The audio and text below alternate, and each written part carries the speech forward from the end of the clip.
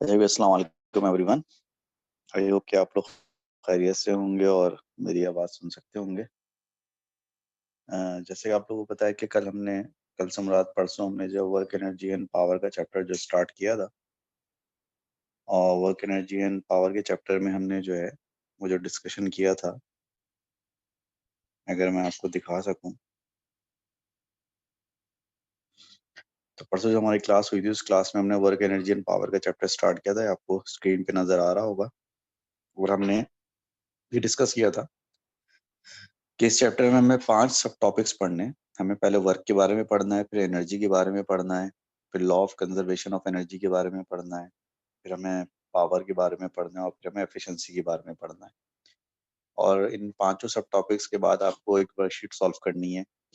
मिसाल तौर पर वर्क पढ़ने के बाद वर्कशीट नंबर 25 सॉल्व करनी है, एनर्जी पढ़ने के बाद वर्कशीट नंबर 26 सॉल्व करनी है, law of conservation of energy पढ़ने के बाद वर्कशीट नंबर 27 सॉल्व करनी है, पावर पढ़ने के बाद वर्कशीट नंबर 28 सॉल्व करनी है और एफिशिएंसी पढ़ने के बाद वर्कशीट नंबर 29 सॉल्व करनी है।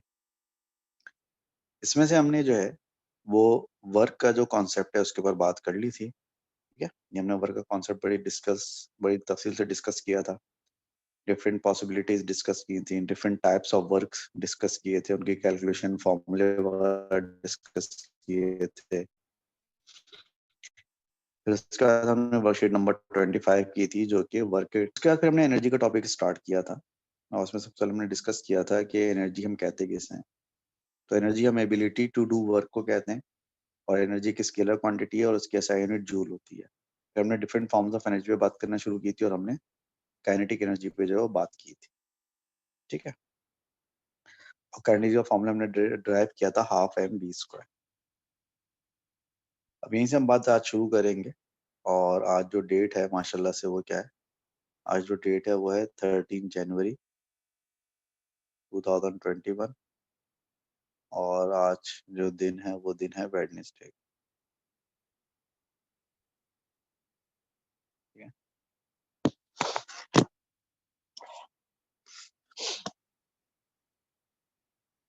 तो हम जो है डिफरेंट टाइप्स ऑफ एनर्जीज पे हम बात कर रहे थे लास्ट टाइम, जिसमें हमने काइनेटिक एनर्जी पे जो है वो बात की थी।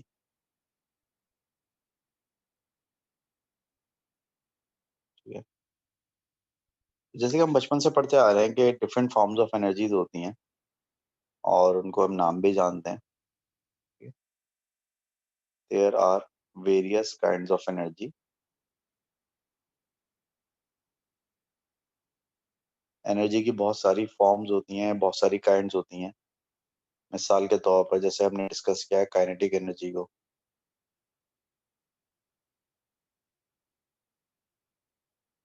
या जैसे पोटेंशियल एनर्जी होती है,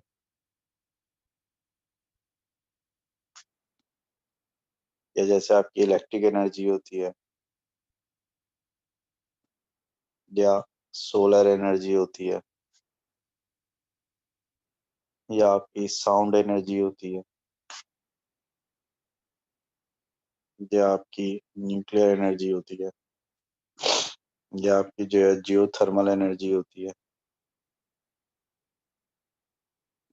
या आपकी विंड एनर्जी होती है,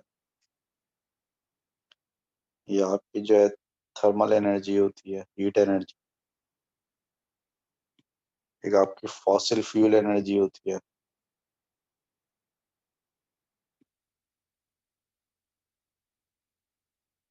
केमिकल एनर्जी होती है, टाइडल एनर्जी होती है, एटसेट्रा एटसेट्रा। इसमें से हमने काइनेटिक एनर्जी पे बात की थी और हमने डिस्कस किया था कि जब आप किसी ऑब्जेक्ट को मूव कराते हैं तो मूव कराते वक्त जब वर्क डन करते हैं, यूजफुल वर्क डन जो करते हैं, वो वर्क डन जो होता है काइनेटिक एनर्जी के बराबर होता है। और काइनेटिक का फॉर्मूला हमने क्या ड्राइव किया था, हाफ एम बी स्क्वायर हमने फॉर्मूला ड्राइव किया। ठीक है, अब फर्स्ट करें अगर आप किसी चीज की चेंज इन काइनेटिक एनर्जी मालूम कर रहे हैं अगर, ठीक है, अगर आप किसी चीज का चेंज इन काइनेटिक एनर्जी मालूम कर रहे हैं तो किसी भी चीज का जो चेंज इन काइनेटिक एनर्जी है वो कैसे आएगा। फर्स्ट करें कि अगर एक ऑब्जेक्ट है, ठीक है, और उस ऑब्जेक्ट का मास है एम, ठीक है, इस ऑब्जेक्ट का मास कितना है? इस ऑब्जेक्ट का मास m है। अब इस वक्त इस ऑब्जेक्ट की स्पीड जो है कितनी है? इस ऑब्जेक्ट की स्पीड v1 है। ठीक, बाद में आगे चल के इस ऑब्जेक्ट की जो स्पीड है वो कितनी हो गई? बाद में आगे चल के इस ऑब्जेक्ट की स्पीड v2 हो गई। तो पहले जो उसकी काइनेटिक एनर्जी थी इनिशियली वो कितनी थी? Half m v1 square. बाद में इसकी काइनेटिक एनर्जी कितनी हो गई? बाद में इसकी काइनेटिक एनर्जी हो गई हाफ m v2 स्क्वायर। तो इसकी जो काइनेटिक एनर्जी में चेंज आएगा वो कैसे आएगा? इसकी जो काइनेटिक एनर्जी में चेंज आएगा वो ऐसे आएगा कि हम इसकी जो है फाइनल काइनेटिक एनर्जी में से माइनस कर देंगे इसकी इनिशियल काइनेटिक एनर्जी, यानी कि हम हाफ m v2 स्क्वायर में से माइनस कर देंगे हाफ m v1 स्क्वायर। इसमें से अगर आप हाफ m को कॉमन ले लें, ब्रैकेट में क्या बचेगा? v2 square minus v1 square. ठीक है, तो काइनेटिक एनर्जी का जो चेंज है वो बराबर होगा half m v2 square minus half m v1 square. यानी कि इसमें से अगर हम हाफ m को कॉमन ले लें तो v2 square minus v1 square जो है वो ब्रैकेट में आ जाएगा। अब अगर फर्स्ट करें कि ये चेंज पॉजिटिव में आता है तो उसका मतलब ये होगा कि काइनेटिक एनर्जी इंक्रीज हो रही है, और ये चेंज अगर नेगेटिव में आएगा तो उसका मतलब है काइनेटिक एनर्जी डिक्रीज हो रही है। क्योंकि अगर ये चेंज पॉजिटिव में आएगा तो उसका मतलब ये होगा कि v2 की वैल्यू बढ़ी है, अगर ये चेंज नेगेटिव में आएगा तो उसका मतलब है कि फिर v1 की वैल्यू बढ़ी है। तो v2 की वैल्यू बढ़ने का मतलब है कि स्पीड इंक्रीज हो रही है, यानी कि काइनेटिक एनर्जी इंक्रीज हो रही है। और v2 की वैल्यू छोटी होने का मतलब ये है इसकी स्पीड डिक्रीज हो रही है, यानी कि काइनेटिक एनर्जी डिक्रीज हो रही है। अच्छा, एक चीज और भी नोट करें अब यहाँ पर कि जो काइनेटिक एनर्जी का फॉर्मूला है, ठीक है, इसमें हाफ m v स्क्वायर आता है, यानी कि मास पे कोई पावर नहीं है लेकिन v पे स्क्वायर है। तो अगर आप मास को इंक्रीज करते हैं तो जितने टाइम्स आप मास को इंक्रीज करेंगे उतने टाइम्स काइनेटिक एनर्जी इंक्रीज हो जाएगी, लेकिन स्पीड पे स्क्वायर है। अब स्पीड को जितने टाइम्स बढ़ाएंगे काइनेटिक एनर्जी उतने टाइम्स नहीं बढ़ेगी, बल्कि काइनेटिक एनर्जी उसका स्क्वायर टाइम्स बढ़ेगी। इन्हें फर्स्ट करें कि अगर ये मैं लिखता हूँ मास और यहाँ पर लिखता हूँ मैं काइनेटिक एनर्जी, ठीक है। अब अगर आप मास को इंटू 2 कर देंगे, 2 टाइम्स बढ़ा देंगे, काइनेटिक एनर्जी भी कितनी बढ़ जाएगी? 2 टाइम्स बढ़। अगर आप मास को 3 टाइम्स बढ़ाएंगे तो काइनेटिक एनर्जी भी 3 टाइम्स बढ़ जाएगी। अगर आप मास को 10 टाइम्स बढ़ाएंगे तो काइनेटिक एनर्जी भी 10 टाइम्स बढ़। ऑन दी अदर एंड अगर आप स्पीड को इंक्रीज करते हैं या स्पीड को अगर आप चेंज करते हैं तो स्पीड को अगर आप 2 टाइम्स चेंज करेंगे, 2 टाइम्स इंक्रीज करेंगे या 2 टाइम्स डिक्रीज करेंगे, तो फिर काइनेटिक एनर्जी 2 टाइम्स इंक्रीज या डिक्रीज नहीं होगी, बल्कि 2 का स्क्वायर टाइम्स इंक्रीज या डिक्रीज होगी। 2 का स्क्वायर कितना होता है? 4। अगर आप काइनेटिक स्पीड को 3 टाइम्स चेंज करेंगे, यानी कि स्पीड को 3 गुना ज्यादा कर देंगे या 3 गुना कम कर देंगे, काइनेटिक एनर्जी 3 टाइम्स इंक्रीज या डिक्रीज नहीं होगी, बल्कि काइनेटिक एनर्जी जो है वो 9 टाइम्स इंक्रीज या डिक्रीज। अगर आप स्पीड को 10 टाइम्स चेंज करेंगे तो फिर काइनेटिक एनर्जी 10 टाइम्स चेंज नहीं होगी, बल्कि 10 का स्क्वायर क्या होता है? 100। तो फिर काइनेटिक एनर्जी 100 टाइम्स है वो चेंज। मतलब कहने का ये है कि काइनेटिक एनर्जी के फॉर्मूले में मास जितने टाइम्स चेंज करेंगे काइनेटिक एनर्जी उतने टाइम्स ही चेंज होगी, लेकिन इस फॉर्मूले में आप स्पीड को जितने टाइम्स चेंज करेंगे काइनेटिक एनर्जी उसका स्क्वायर टाइम जो है वो चेंज होगा। ठीक है, ये थोड़ी सी हमने काइनेटिक एनर्जी पे बात कर ली। अब जरा हम बात करते हैं पोटेंशियल एनर्जी के ऊपर। ठीक है, अब जो हम बात करेंगे वो हम बात करेंगे थोड़ी सी पोटेंशियल एनर्जी के ऊपर।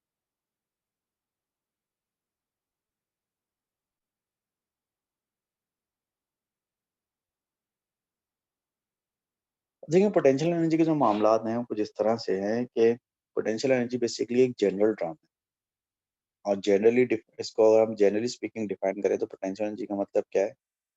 पोटेंशियल एनर्जी का मतलब है ability to do work due to the position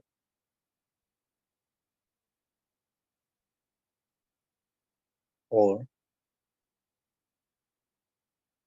shape of object. ठीक है, क्योंकि पोटेंशियल एनर्जी को मैं जनरल डिफाइन कर रहा हूँ कि potential energy ability to do work है ड्यू टू पोजीशन और शेप ऑफ ऑब्जेक्ट। अब इसको जरा तफसील से समझते हैं। देखिए, बात है कि पोटेंशियल एनर्जी ना बहुत सारी तरह की होती है। फॉर एग्जाम्पल जो पोटेंशियल एनर्जी है वो ग्रेविटेशनल पोटेंशियल एनर्जी भी हो सकती है, या जो पोटेंशियल एनर्जी है वो इलेक्ट्रिक पोटेंशियल एनर्जी भी हो सकती है, या पोटेंशियल एनर्जी जो है वो केमिकल पोटेंशियल एनर्जी भी हो सकती है, या पोटेंशियल एनर्जी जो है वो इलास्टिक पोटेंशियल एनर्जी भी हो सकती है।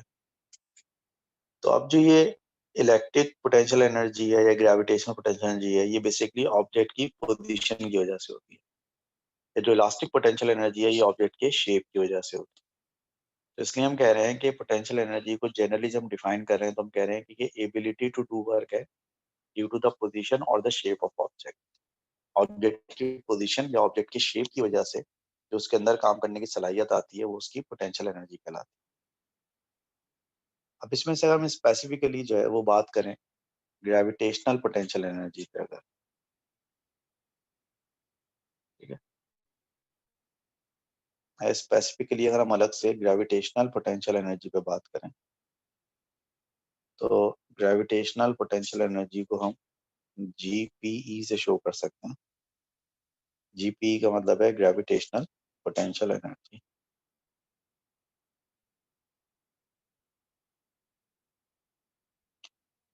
ग्रेविटेशनल पोटेंशियल एनर्जी को हम डिफाइन करें तो ग्रेविटेशनल पोटेंशियल एनर्जी जो है वो किसी ऑब्जेक्ट की एबिलिटी टू डू वर्क है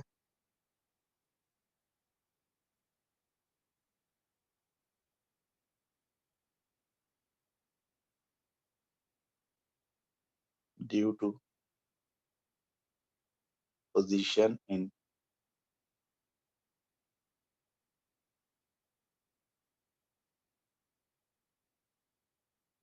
ग्रेविटेशनल।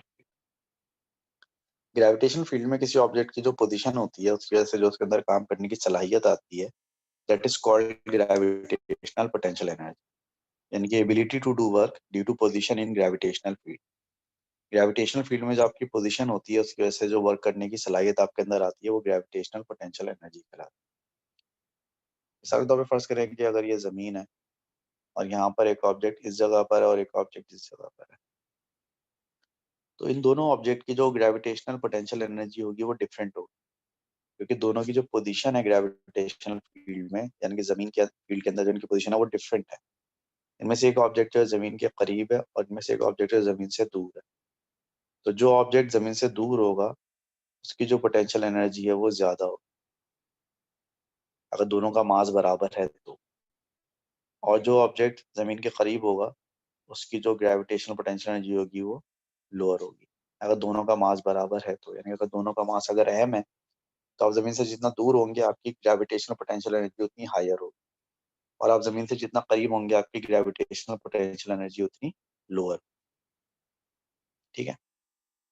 इसी तरह अगर फर्ज करें कि आप जो है अगर किसी ऑब्जेक्ट को जो है वो ग्रेविटेशनल फील्ड में मूव कराते हैं तो उसकी ग्रेविटेशनल पोटेंशियल एनर्जी क्या होगी, चेंज होगी।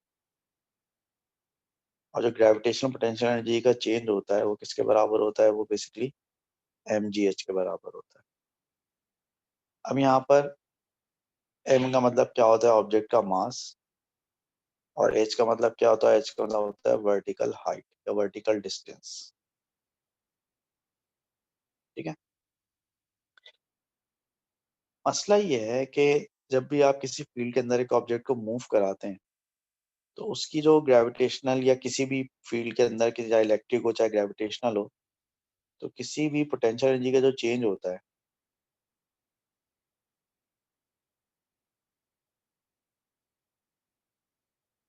जो चेंज इन पोटेंशियल एनर्जी होता है बेसिकली वो वर्क डन के बराबर होता है। ठीक है। अब जो पोटेंशियल एनर्जी का चेंज होगा चाहे वो इलेक्ट्रिक हो चाहे वो ग्रेविटेशनल हो, तो वर्क डन होगा वो एफ इंटू डी के बराबर हो। और इसमें एफ और डी जो है ना उन दोनों का आपस में पैरेलल होना जरूरी है, यानी कि दोनों का सेम डायरेक्शन में होना जरूरी है। मिसाल के तौर पे अगर फर्ज करें कि ये एक फील्ड है, ठीक है, ये एक फील्ड की डायरेक्शन या डायरेक्शन ऑफ फील्ड है, या डायरेक्शन ऑफ फील्ड है या डायरेक्शन ऑफ फोर्स है। ठीक है। और आप एक ऑब्जेक्ट को यहाँ से यहाँ मूव कराते हैं लाइक दिस, ऑब्जेक्ट को यहाँ पर आपने मूव करा है, तो यहाँ पर जब आप फोर्स को मल्टीप्लाई बाय डिस्टेंस करेंगे वर्क डन मालूम करने के लिए, जो कि चेंज इन पोटेंशियल एनर्जी के बराबर होगा, तो वो उसके लिए जो डिस्टेंस आप लेंगे वो हमेशा फील्ड के पैरेलल लेंगे। मिसाल के तौर पे जो डिस्टेंस आपने कवर किया है फील्ड के पैरेलल नहीं है, आप कौन सा डिस्टेंस लेंगे? आप बेसिकली ये वाला डिस्टेंस लेंगे, ये डिस्टेंस।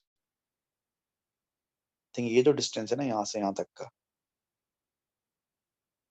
ये जो डिस्टेंस है यहाँ से यहाँ तक का, ये डिस्टेंस आप यहाँ पे लेंगे। बेशक ऑब्जेक्ट इस डिस्टेंस से चल के आया है, लेकिन आप डिस्टेंस ये वाला लेंगे क्योंकि डिस्टेंस हमेशा फोर्स के पैरेलल होता है। तो जब भी आप वर्क डन मालूम करेंगे इन फील्ड, या जिसको आप चेंज इन पोटेंशियल एनर्जी कहते हैं, उसमें जो डिस्टेंस होगा वो हमेशा फील्ड के पैरेलल लिया जाएगा। उसके अलावा जब आप कहते हैं कि चेंज इन पोटेंशियल एनर्जी, तो चेंज इन पोटेंशियल एनर्जी दो तरह का हो सकता है। एक आपका change increase in potential energy हो सकता है, और एक आपका जो चेंज है वो डिक्रीज इन पोटेंशियल एनर्जी हो सकता है। तो आपका जो पोटेंशियल एनर्जी का चेंज है वो दो तरह का हो सकता है, या तो पोटेंशियल एनर्जी का चेंज इंक्रीज हो सकता है, या फिर पोटेंशियल एनर्जी का जो चेंज है वो डिक्रीज हो सकता है। अब ये इंक्रीज और डिक्रीज का कितना पता चलता है, ये मैं आपको बताता हूँ। देखें, किसी भी ऑब्जेक्ट की पोटेंशियल एनर्जी इंक्रीज होती है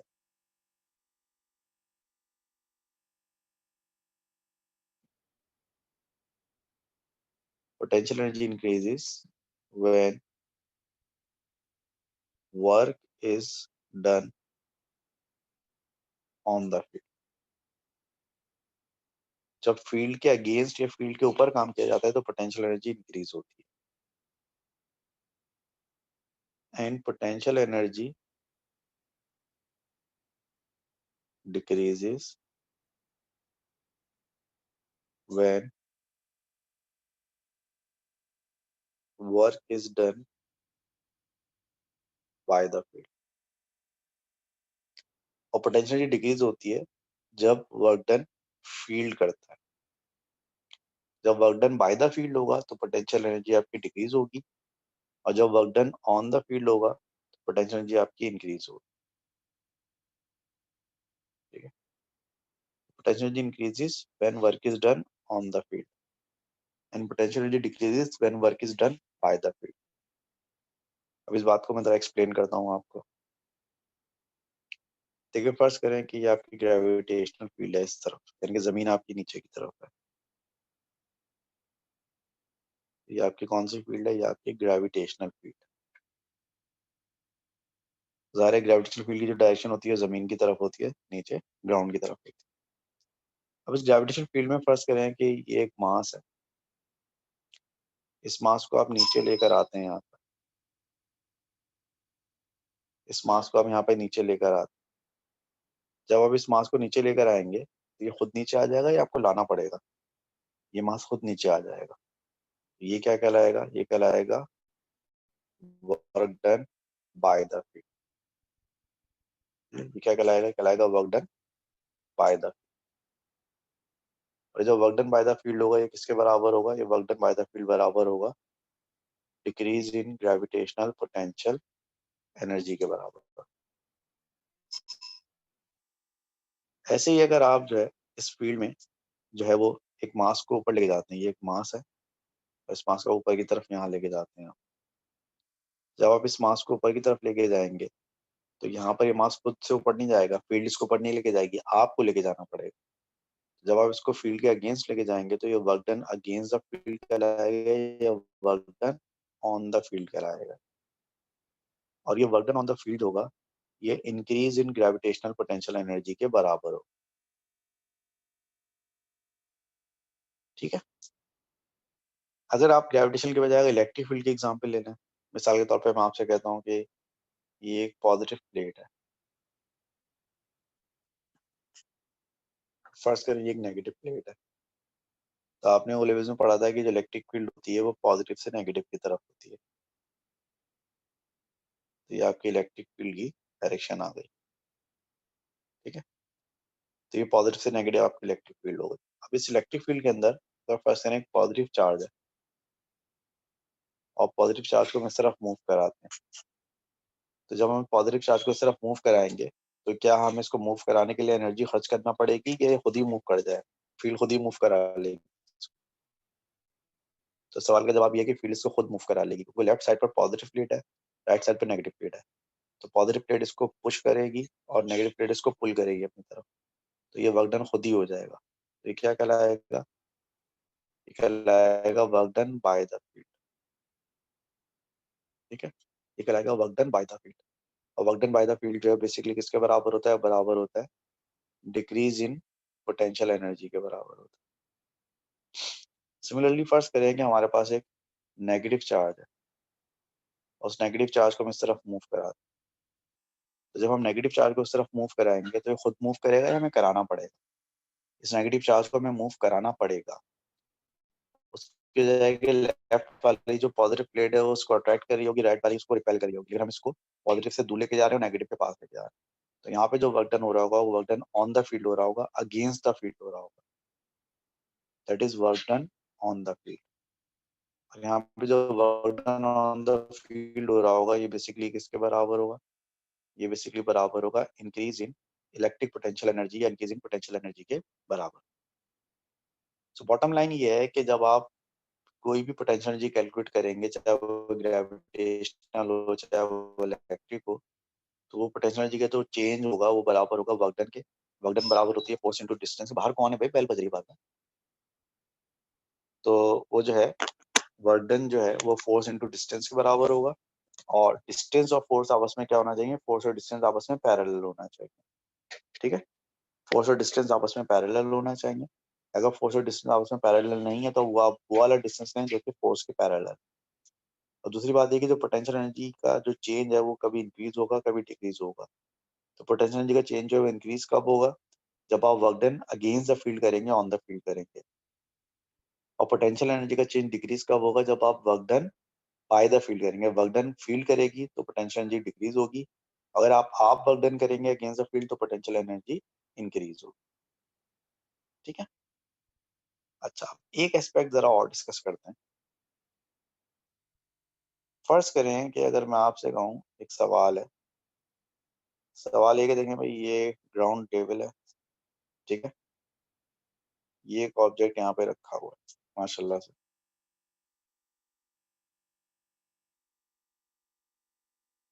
ठीक है, ये ऑब्जेक्ट यहाँ पे रखा हुआ है। इस ऑब्जेक्ट की जो चौड़ाई है वो है 3 मीटर। ठीक है, विड्थ कितनी है इसकी? 3 मीटर। और जो इस ऑब्जेक्ट की ऊंचाई है, हाइट है, वो कितनी है? वो है 5 मीटर। और इस ऑब्जेक्ट का जो वेट है वो कितना है? इस ऑब्जेक्ट का वेट फर्ज करें 1200 न्यूटन। हमने क्या किया? हमने ये किया कि इस ऑब्जेक्ट को हमने नीचे गिरा दिया, यानी इसको हमने यूं नीचे जमीन पे लिटा दिया यूं करके। ठीक है, हमने इस ऑब्जेक्ट को जमीन पे यूं करके लिटा दिया, समथिंग लाइक दिस।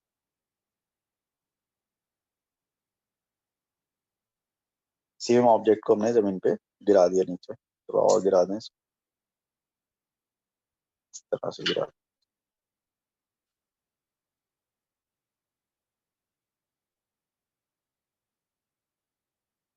ठीक है, ये ऑब्जेक्ट जमीन पे पहले वर्टिकल रखा था, उसको हमने नीचे गिराकर इसको हॉरिजॉन्टल कर दिया। अब यहाँ पर जो सबसे पहला सवाल है मेरा वो क्या है? मेरा सबसे पहला सवाल यहाँ पर है कि क्या इसकी पोटेंशियल एनर्जी में कुछ चेंज आएगा? मेरा सवाल क्या है कि क्या इस ऑब्जेक्ट की पोटेंशियल एनर्जी में कुछ चेंज आएगा? हाँ भैया, इस पे आप लोग के कमेंट्स चाहिए। क्या इस ऑब्जेक्ट की पोटेंशियल एनर्जी पे कोई चेंज आएगा?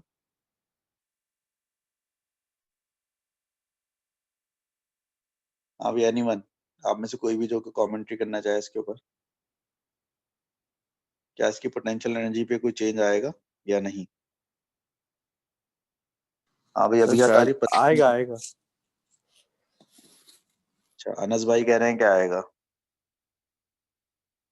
ऑलराइट, हमजा सिद्दीकी साहब क्या कह रहे हैं? हमजा आएगा सर। सिद्दीकी साहब कह रहे हैं हाँ चेंज आएगा। मुदस्सिर साहब के हिसाब से भी चेंज आएगा। अच्छा, अब मुझे बताएंगे इसका जो चेंज आएगा वो क्यों आएगा? सर हाइट उसकी लो हो गई है, लोअर है क्योंकि। हाइट उसकी लोअर हो गई है।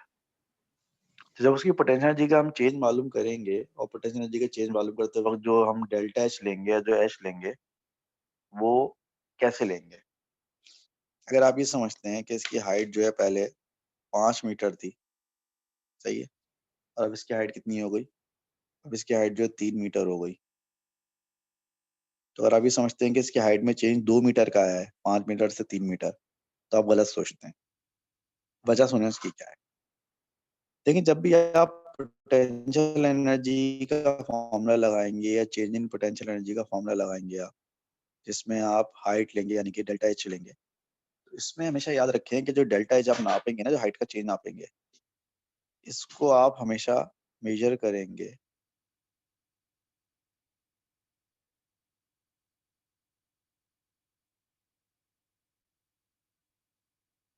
इसको आप हमेशा मेजर करेंगे फ्रॉम सेंटर ऑफ ग्रेविटी। ठीक है। आप जो चेंज इन हाइट जो मेजर करेंगे वो हमेशा कहाँ से मेजर करेंगे, वो हमेशा आप सेंटर ऑफ ग्रेविटी से मेजर करेंगे। फॉर एग्जाम्पल यहाँ पर सेंटर ऑफ ग्रेविटी ये रहा है इसका, और यहाँ पर सेंटर ऑफ ग्रेविटी ये रहा है इसका।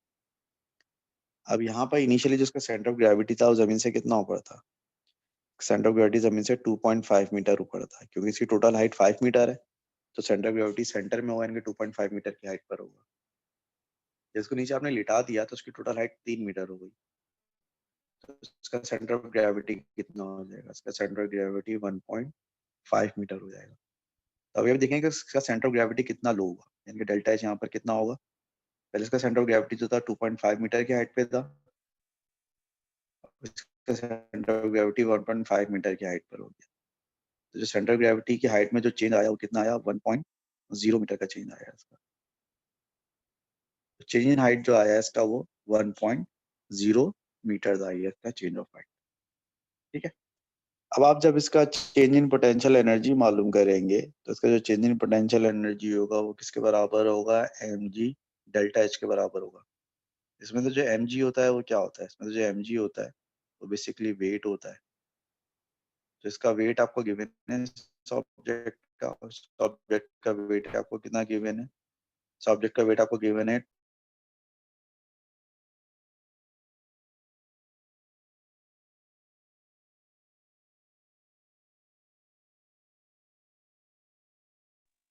सब्जेक्ट का वेट आपको 1200 गिवन है, और जिसकी हाइट में चेंज आया 1.0 मीटर की हाइट का चेंज आया है।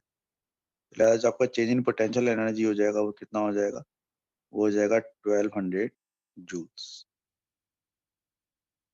ठीक है। तो चेंज इन पोटेंशियल एनर्जी यहाँ पर 1200 जूल्स हो जाएगा। क्या ख्याल है, बात समझ में आई ये वाली। यानी नेक्स्ट टाइम से जब भी आप चेंज इन हाइट मालूम करेंगे ना पोटेंशियल एनर्जी के चेंज मालूम करने के लिए, तो वो हमेशा चेंज ऑफ हाइट कहाँ से मालूम करेंगे, हमेशा सेंटर ऑफ ग्रेविटी से मालूम करेंगे। जब भी आप एम का फॉर्मूला लगाएंगे तो एच की वैल्यू आप हमेशा कहाँ से मालूम करेंगे, एच की वैल्यू हमेशा जो है वो सेंटर ऑफ ग्रेविटी से मालूम करेंगे हमेशा। तो आपका आंसर कभी भी गलत नहीं आएगा। ठीक है जी। इसके अलावा इसमें इलास्टिक पोटेंशियल एनर्जी का जिक्र आएगा, वो हम अगले चैप्टर में तफसील से पढ़ेंगे। जब आप किसी ऑब्जेक्ट को स्ट्रेच करते हैं या कंप्रेस करते हैं तो उसके अंदर जो एनर्जी स्टोर होती है वो इलास्टिक पोटेंशियल एनर्जी कहलाती है। इस पर हम तफसील से बात करेंगे नेक्स्ट टाइम। फिलहाल बस मैं आपको सिर्फ आइडिया दे रहा हूँ, और ये कि हमने एनर्जी पे काफ़ी तफसील से बात कर ली। अब हम दरअसल की वर्कशीट सॉल्व करते हैं, और जब हम इसकी वर्कशीट सॉल्व करेंगे वो होगी वर्कशीट नंबर 26। 25 तो लास्ट टाइम सॉल्व कर ली थी ना, तो हम वर्कशीट नंबर 26 सॉल्व करेंगे। ये जी वर्कशीट नंबर 26 आपके सामने आ गई मार्केट में। पहला सवाल आपको नजर आ रहा होगा स्क्रीन पर। पहला सवाल इसका कहता है कि आप body travelling with the speed of 10 metre per second has a kinetic energy of 1500 joule. If the speed of body is 40 metre per second then what is its kinetic energy. अब देखें वही वाली बात है, अभी मैंने आपसे कहा था कि जब आप स्पीड को 2 टाइम्स बढ़ाते हैं, क्या चला गया, ये रहा। जब आप स्पीड को 2 टाइम बढ़ाते हैं तो काइनेटिक एनर्जी 4 टाइम्स बढ़ती है। जब आप स्पीड को 3 टाइम्स बढ़ाते हैं तो काइनेटिक एनर्जी 9 टाइम्स बढ़ती है, यानी कि जितने टाइम्स स्पीड बढ़ाएंगे उसके स्क्वायर टाइम्स काइनेटिक एनर्जी बढ़ जाएगी। यही बात हुई थी ना हमारी। तो यहाँ पर आप स्पीड को 10 से 40 कर रहे हैं, तो स्पीड कितने टाइम्स बढ़ा रहे हैं आप, स्पीड आप 4 टाइम्स बढ़ा रहे हैं। तो 4 का स्क्वायर क्या होता है, 4 का स्क्वायर होता है 16। तो आपकी जो काइनेटिक एनर्जी बढ़ेगी वो कितनी बढ़ेगी, वो 16 टाइम्स बढ़ जाएगी। यानी कि आपकी स्पीड 10 से 40 हुई, 4 टाइम्स बढ़ी, तो काइनेटिक एनर्जी आपकी 16 टाइम्स बढ़ेगी, यानी कि 15 इंटू 16 हो जाएगी, 1500 इंटू 16। तो 1500 इंटू 16 अगर आप करेंगे तो मेरे ख्याल से इसका आंसर 24,000 आएगा। तो आपकी नई काइनेटिक एनर्जी जो 24,000 हो जाएगी। हाँ अभी क्या ख्याल है, बात समझ में आई नहीं है सब लोग।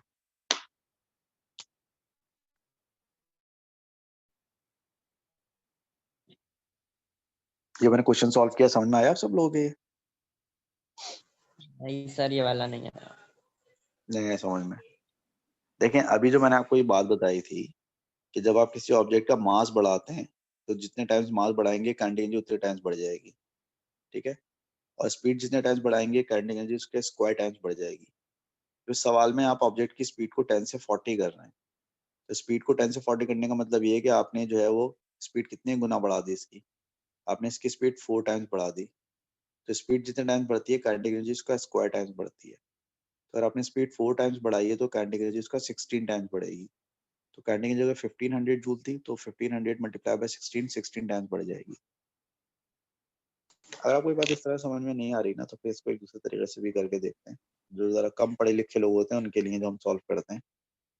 देखिए काइनेटिक एनर्जी का फॉर्मूला क्या होता है? काइनेटिक एनर्जी का फॉर्मूला होता है हाफ एम वी स्क्वायर। पहले इसकी स्पीड 10 थी और काइनेटिक एनर्जी 1500 थी, तो काइनेटिक एनर्जी आपकी 1500 है इज इक्वल्स टू हाफ, मास आपको पता नहीं है, स्पीड आपकी 10 है, 10 का स्क्वायर हो गया 10 का स्क्वायर। अब इसको सिंप्लीफाई करते हैं, 2 उधर जाके मल्टीप्लाई करेगा तो हो जाएगा 3000 बराबर होगा m मल्टीप्लाई बाय 100 के। 100 से 3000 को डिवाइड करेंगे तो 30 बचेगा, यानी कि ऑब्जेक्ट का मास कितना है 30 किलोग्राम। हमने पहले ऑब्जेक्ट का मास कैलकुलेट कर लिया और कितना आ रहा है 30 किलोग्राम आ रहा है। अब इसी ऑब्जेक्ट की स्पीड 40 हो गई तो इसकी नई काइनेटिक एनर्जी क्या होगी? अब अगर आप इस ऑब्जेक्ट की नई काइनेटिक एनर्जी निकालेंगे तो काइनेटिक एनर्जी बराबर है हाफ इंटू मास, मास अब आपको पता है कितना है 30 किलोग्राम, इंटू स्पीड, स्पीड इसकी है 40 का स्क्वायर, तो जाएगा 15 इंटू 40 का स्क्वायर, 40 का स्क्वायर कितना होता है 1600। जब आप 15 मल्टीप्लाई बाय 1600 करेंगे तो उसका आंसर आ जाएगा 24,000 जूल, यानी उसकी नई काइनेटिक एनर्जी होगी वो 24,000 जूल हो जाएगी। अब समझ में आ गई बात? जी सर। हाँ भाई, इस तरीके से समझ में आ गई? चलें ठीक है, अच्छी बात है। अब आ जाए क्वेश्चन नंबर 2 पे। क्वेश्चन नंबर 2 में ये कह रहा है कि railway engine accelerates a train of total mass 1200 tons, ठीक है। यहाँ पर जो आपका मास है वो 1200 टन्स है और एक टन जो है 1000 किलोग्राम के बराबर है। तो रेलवे इंजन एक्सेलरेट कर रहा है और उस ट्रेन का टोटल मास जो है 1200 टन है और एक टन जो है 1000 किलोग्राम है। टोटल मास कितना हो गया ट्रेन का? ट्रेन का टोटल मास हो गया 1200 टन मास है और एक टन 1000 किलोग्राम है। रेस्ट से चलना शुरू करता है और स्पीड गेन कर लेता है 75 की। फिर बताओ कि कितना यूजफुल वर्क डन हुआ है यहाँ पर। अब देखिए जब आप किसी ऑब्जेक्ट को मूव कराते हैं तो उसके ऊपर जो आप यूजफुल वर्क डन करते हैं वो वर्क डन उसकी काइनेटिक एनर्जी के बराबर होता है। तो काइनेटिक एनर्जी किसके बराबर होती है? हाफ एम वी स्क्वायर के बराबर होती है। तो यहाँ पर आपने हाफ लिखा, मास की वैल्यू है 1200,000 और स्पीड है 75, उसका स्क्वायर करना है आपको। तो सॉल्व करके बताया मुझे क्या आंसर आ रहा है। हाफ इंटू 1200,000 इंटू 75 का स्क्वायर।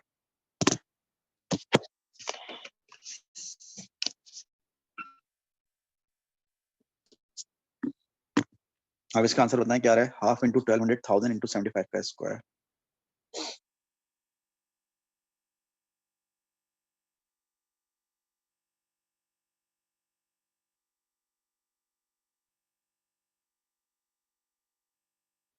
सी आ रहा है ये आंसर। बकौल मुदस्सिर साहब के इसका आंसर सी आ रहा है, यानी कि 3.4 एक्सपोनेंट 9 जूल इसका आंसर है। चलेंगे उसके बाद है क्वेश्चन नंबर 3। कहते हैं kinetic energy of a vehicle of mass 1000 kilogram is 4.5 exponent 5 joules. It is braked with a total constant braking force of 6000 Newton. So what will be the stopping distance? Kinetic energy इतनी है, force इतनी लग रही है, current distance कितना होगा? तो again अभी हमारी बात हुई थी कि वर्क डन जो है वो काइनेटिक एनर्जी के बराबर होता है। तो वर्क डन होता है F into distance is equals to kinetic energy. तो फोर्स आप लगा रहे हैं 6000 की, डिस्टेंस मालूम करना चाह रहे हैं, तो काइनेटिक एनर्जी है 4.5 एक्सपोनेंट 5, 4.5 एक्सपोनेंट 5 का मतलब हो जाएगा 1 2 3 4 450,000। ठीक है, तो आपका डी बराबर होगा इसके 3 जीरोस आप कैंसिल कर दें, बराबर होगा 450 डिवाइड बाय 6 के। 6 7 जा 42 एंड 6 5 जा 30 75 मीटर। तो आपका आंसर माशाल्लाह से हो जाएगा बी, यानी कि 75 मीटर आपका आंसर हो जाएगा। Question number 4। क्वेश्चन नंबर 4 में क्या कह रहे हैं? क्वेश्चन नंबर 4 में कह रहे हैं कि a body travelling with the speed of 20 metre per second has a kinetic energy E K. So if the speed of body is increase to 80, तो what is the kinetic energy? लेकिन फिर वही सवाल आ गया, आपकी स्पीड 20 से 80 हो गई, ये बताओ कि स्पीड कितने टाइम्स बढ़ी? और आपकी स्पीड 20 से 80 हो गई तो कितने टाइम्स बढ़ी? ये छोटी मोटी बातों को तो जवाब फोन दे दिया करो माइक अनम्यूट करके यार। 4 पता तो गुना चलेगा तुम लोग क्लास ले रहे हो। 4 गुना बढ़ गए। अब स्पीड अगर 4 गुना बढ़ेगी तो काइनेटिक एनर्जी कितने गुना बढ़ेगी, जल्दी बताओ।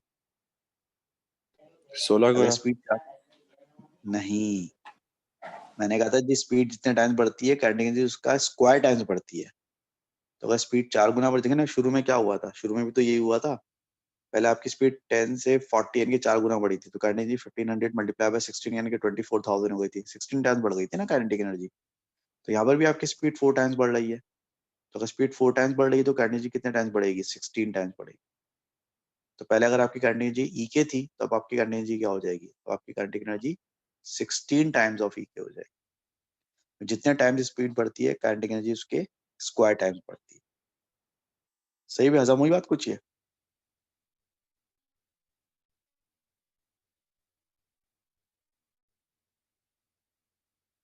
ऑलराइट, चलें क्वेश्चन नंबर 5 आप सबके सामने स्क्रीन पर आ रहा है, इसको सॉल्व करना, उसका आंसर बताएं मुझे क्या आ रहा है। शाबाश, जल्दी से।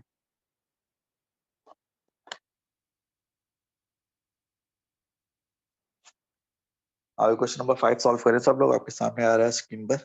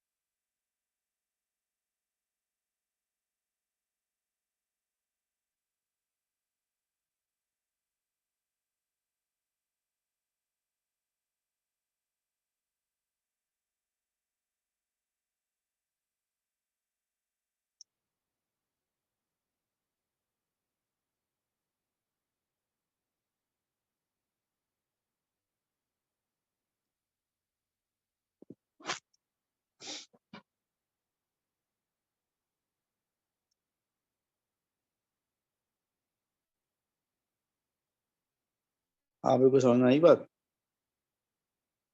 आंसर आंसर आया किसी का या नहीं?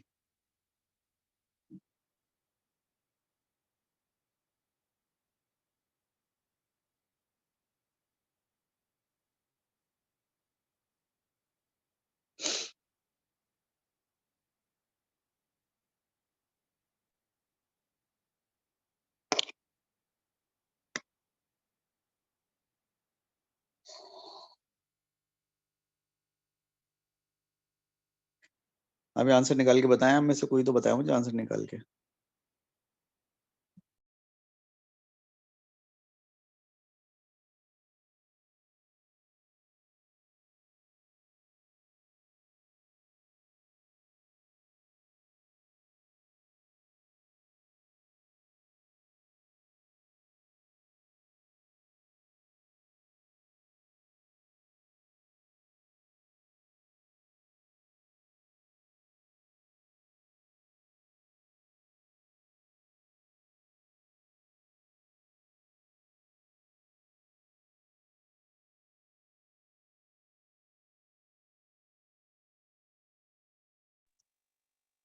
अच्छा, मुझे नहीं लगता कि आप लोगों से हो पाएगा, छोड़ें इसको, देखें इधर, गौर से देखें। इस सवाल में क्या कह रहे हैं? ये सवाल में कह रहे हैं कि a mass at point x inside a uniform gravitational field experiences a gravitational force of 0.20 Newton. ये फोर्स लग रही है आपके ऊपर, और उसकी जो पोटेंशियल एनर्जी है ग्रेविटेशन अभी वो 1 जूल है। The mass is then move to point y। Point x से कहाँ आ गया? पॉइंट y पर आ गया। So what is it's new gravitational potential? तो उसकी नई ग्रेविटेशनल पोटेंशियल एनर्जी कितनी होगी? लेकिन जो पोटेंशियल एनर्जी का चेंज होता है, वो चेंज मालूम करने के लिए आप क्या करते हैं? पोटेंशियल एनर्जी का चेंज मालूम करने के लिए आप फोर्स को डिस्टेंस से मल्टीप्लाई करते हैं। अब यहाँ पर जो आपको फोर्स दी हुई है वो तो 0.2 न्यूटन दी हुई है, लेकिन डिस्टेंस आपको x से y का 50 मीटर दिया हुआ है, 50 सेंटीमीटर। जबकि डिस्टेंस आप हमेशा फोर्स के पैरेलल लेते हैं, तो फोर्स के पैरेलल कौन सा डिस्टेंस होगा? 30 सेंटीमीटर। यानी अगर आप x से y जाते हैं तो x से y आप जो फोर्स के पैरेलल जो डिस्टेंस कवर करेंगे, क्योंकि फोर्स तो यूं लग रही है ना, ये एरो दिया हुआ है, तो आप जो 30 सेंटीमीटर का डिस्टेंस कवर करेंगे। इस 30 सेंटीमीटर को मीटर में चेंज करने के लिए डिवाइड बाय 100 करेंगे तो डिस्टेंस आपका 0.3 मीटर हो जाए। तो आपकी जो पोटेंशियल एनर्जी का चेंज आएगा वो फोर्स इनटू डिस्टेंस यानी कि वर्क डन के बराबर होगा।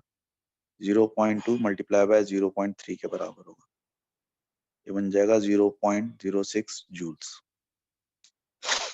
अब जरा यहाँ पर सवाल मेरा ये है कि जो आपने 0.06 जूल का वर्क डन किया है, ये work done by the field हुआ है या अगेंस्ट द फील्ड हुआ है? तो देखें, फील्ड की डायरेक्शन इस तरफ है, यूनिफॉर्म ग्रेविटेशनल फील्ड की डायरेक्शन इस तरफ है, यानी कि ये जो चीज है ना, ये आपकी जमीन है। ये कौन है?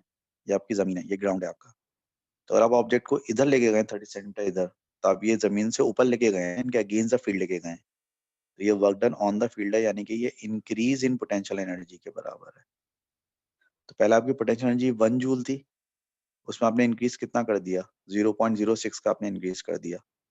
तो 1.00 में जब आप 0.06 ऐड करेंगे तो नई पोटेंशियल एनर्जी आपकी हो जाएगी 1.06 जूल्स। तो लिहाजा आपका आंसर क्या हो जाएगा? आपका आंसर सी हो जाएगा। The new potential energy will be 1.06 joules। हाँ भाई, कुछ कुछ ज्यादा हुई बात। एक आपकी ओलेविस की पोटेंशियल एनर्जी होती थी, एमजीएच का फॉर्मूला लगाया, जिंदगी आसान। यहाँ पर आपको पता नहीं क्या क्या देखना पड़ेगा, डायरेक्शन देखना पड़ेगी, डिस्टेंस देखना पड़ेगा, इंक्रीज देखना पड़ेगा, डिक्रीज देखना पड़ेगा। तो एलेविस जो है वो सिर्फ जो है मार्क्सिम छाप कर एलेविस नहीं कर सकते आप, बहुत ज्यादा इसमें जहन लगाना पड़ता है आपको इसके अंदर। क्वेश्चन नंबर 6 देखें भाई। क्वेश्चन नंबर 6 में क्या कह रहे हैं? क्वेश्चन नंबर 6 में कह रहे हैं कि a concrete cube of side 0.60 metre and uniform density 2.0 exponent 3 kilogram per meter cube is lifted 5 meter vertically by a crane. What is the change in potential energy of the cube? देखिए, आपने जो है एक object को ऊपर उठाया है, ठीक है, 5 मीटर, तो उसकी पोटेंशियल एनर्जी में चेंज कितना आया?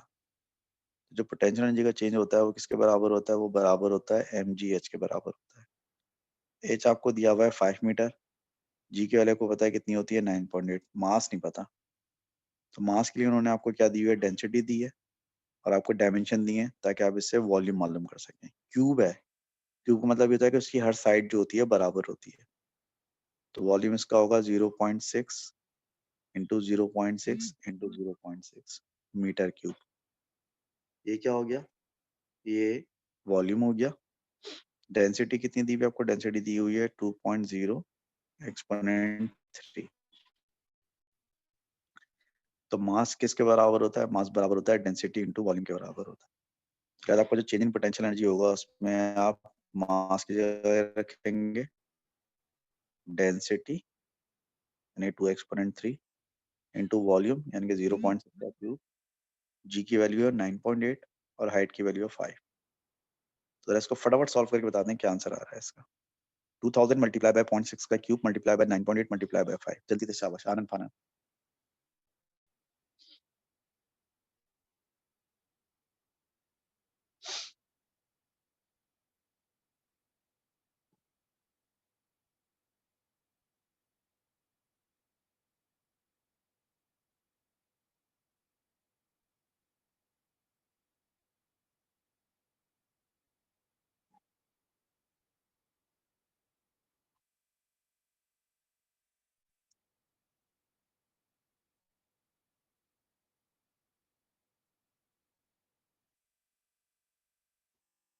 हाँ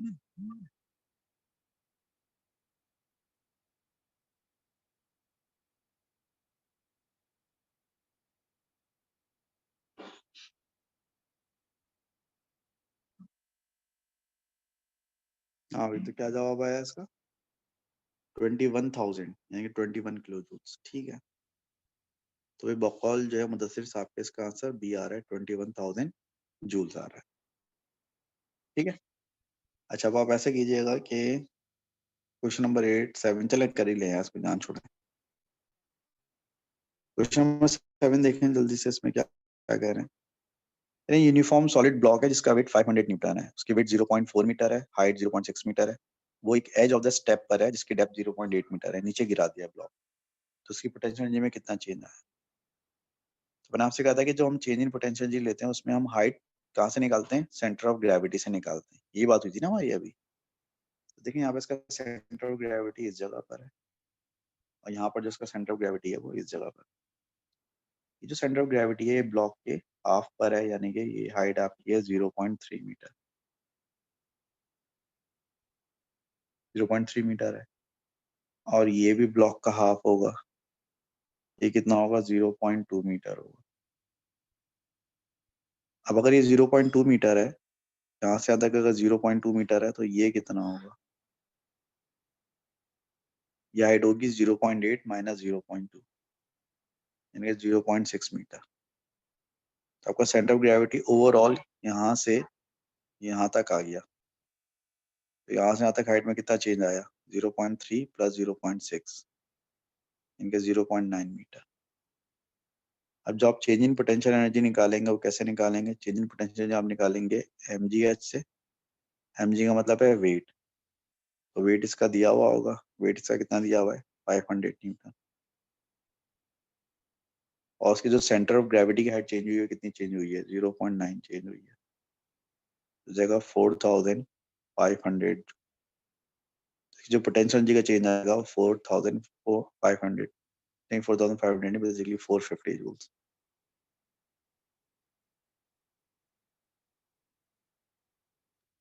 450 जूल आपका आंसर हो जाएगा। ठीक है, अगर आपको मेरी कैलकुलेशन समझ में नहीं आई है तो आप एक काम कीजिएगा, क्लास के बाद खुद से जो इसका सेंटर ऑफ ग्रेविटी कैलकुलेट कीजिएगा कितना नीचे आया है, तो 0.9 मीटर ही आएगा। इस एमसीक्यू में कह रहा है कि a body of mass m is thrown up to a height h in air with an initial velocity v as shown. Air is negligible, the acceleration of free fall is g. So what is the total work done by the gravitational force on the ball during its flight from p to q? जब ये p से लेके q तक वापस जाएगा तो gravitational force पे कितना काम करेगी, नहीं जब ये यहाँ तक जाएगा तो ग्रेविटेशनल फोर्स के अगेंस्ट काम होगा mgh, जब ये नीचे आएगा तो ग्रेविटेशनल फोर्स काम करेगी mgh। तो अगर आप ऊपर वाले वर्क डन को नेगेटिव लेते हैं तो ये mgh होगा, और नीचे आता है वर्क डन क्या होगा, पॉजिटिव होगा mgh। तो positive mgh minus mgh, total work done कितना हो जाएगा, 0। आसान जबान में ऊपर जाते वक्त जितना वर्क डन ग्रेविटेशनल फील्ड के अगेंस्ट हुआ है, नीचे आते वक्त उतने वर्क डन ग्रेविटेशनल फील्ड ने किया है, तो ग्रेविटेशनल फोर्स ने जो टोटल वर्क डन किया वो कितना हो गया, वो 0 हो गया। लिहाजा आपका आंसर क्या हो जाएगा, आपका आंसर यहाँ पर ए हो जाएगा, यानी कि 0। ठीक है, तो बस ये आज यहाँ तक रखते हैं, एमसीक्यूज होगा, इसका स्ट्रक्चर्ड क्वेश्चन जो है ये करने, ये इंशाल्लाह ताला फिर हम कल की क्लास में करेंगे। ठीक है, मिलते हैं फिर कल की क्लास में, थैंक यू।